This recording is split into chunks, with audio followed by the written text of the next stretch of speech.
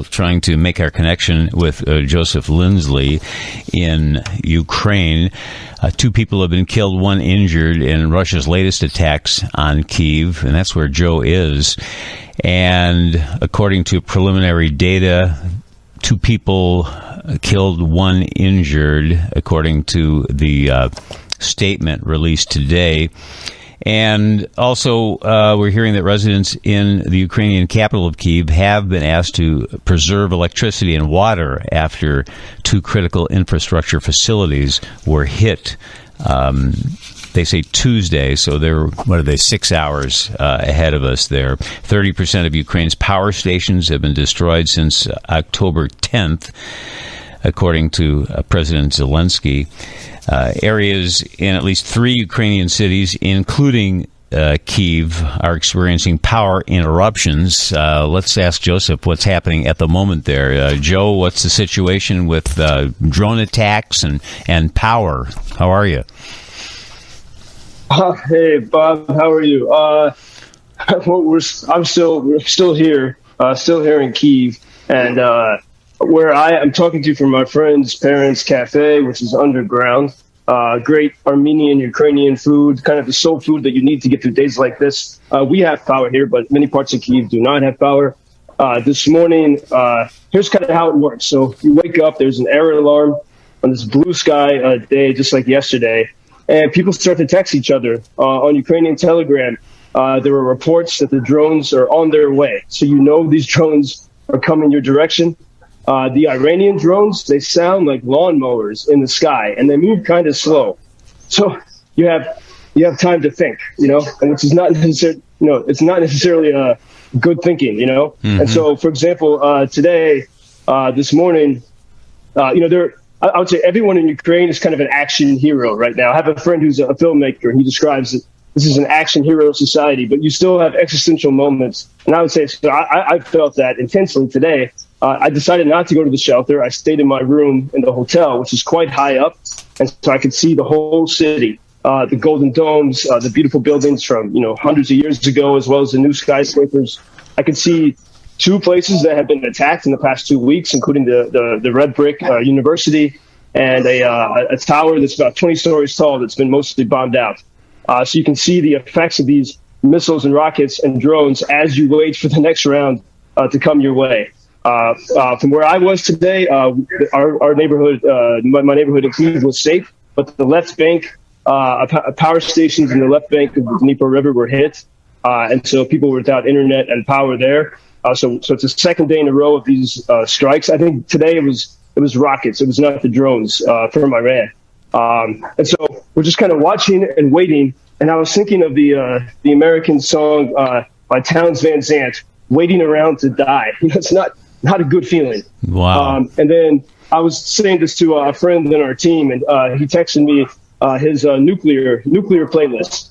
But actually, this had like French Café music and Louis Armstrong and American blues and music from Elizabeth Cotten. And that good old American blues actually is what improved my mood and helped me get out of this existential, just waiting around and, okay, just get to work. Like do what the Ukrainians do.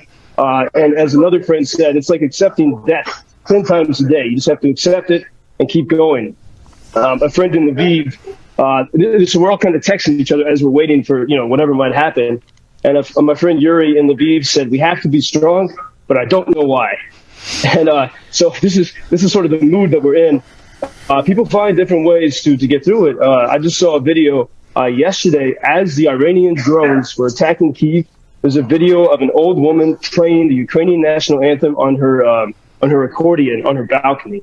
So there's some incredible resilience. Meanwhile, the situation we have now, 30% of Ukraine's power stations have been destroyed. And today there were 3 missiles that hit the facility here in Kyiv. The city of Zhytomyr, not too far from here, completely without electricity.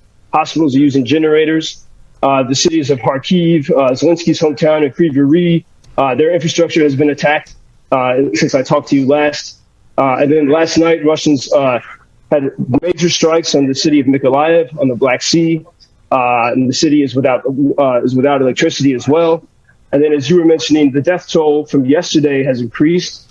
to 5. I just read the story. I think I mentioned to you yesterday, the pregnant woman who was killed. She died. She and her husband were both killed, hugging each other in that building that's right next to the train station, where I was breathing the smoke from the attack that killed them.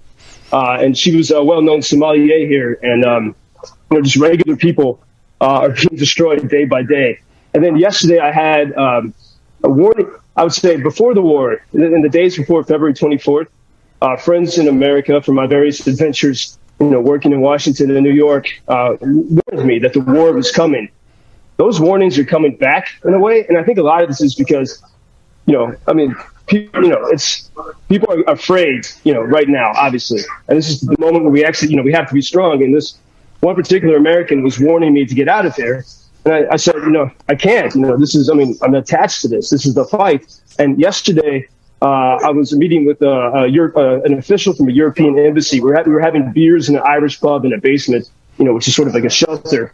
And he said, we have to remember, everyone here in Ukraine is not only standing for Ukraine, but for all people who want to be free all around the world. Because if this fight is lost, what's going to fall next? And so remembering that, I think, is a type of inspiration that keeps people going here. And even as I sit in this cafe, there's a group of old men sitting across at the other end of the room here, having a nice lunch and a little homemade spirits. And so we keep going.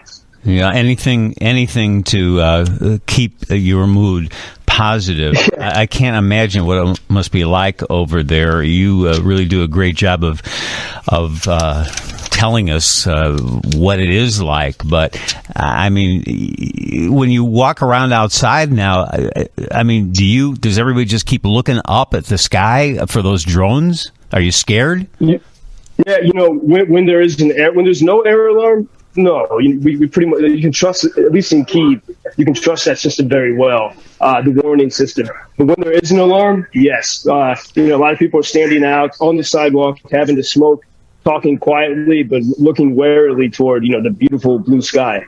And yeah, absolutely. Yeah. And you listen for that terrifying lawnmower sound, up in the sky.